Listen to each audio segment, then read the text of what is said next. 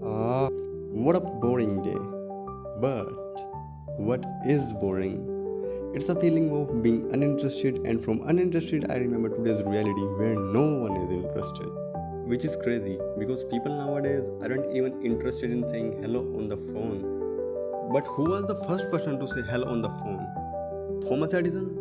No. He only proposed the idea of saying hello on the phone on August 15th, 1877, and to this day, no one knows who said hello on the phone for the first time.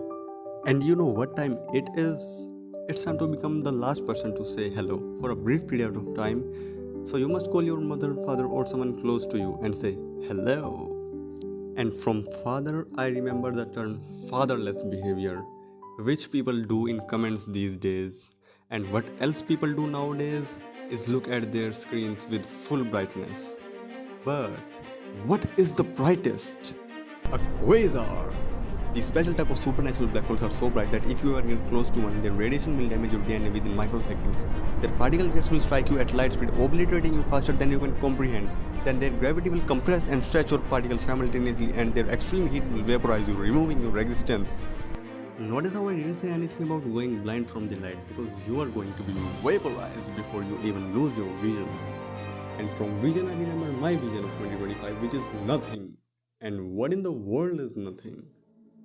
When we think of nothing, we often imagine a black void, but why is it always black and not white? Because for most of us, nothing is the absence of everything, which happens in dark. And where was the last time you went in dark? Because it's not about where, but when. For me, it was yesterday, but let's not talk about past, because mine isn't any beautiful. But how do we find if something is beautiful? We find something beautiful when it soothes our eyes, and we want to see it more.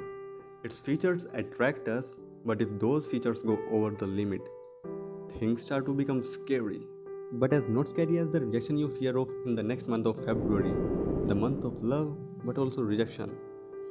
A little like staring at a quasar from afar, beautiful, bright, and powerful.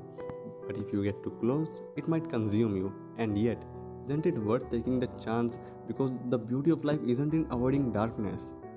It's in learning to find light within it.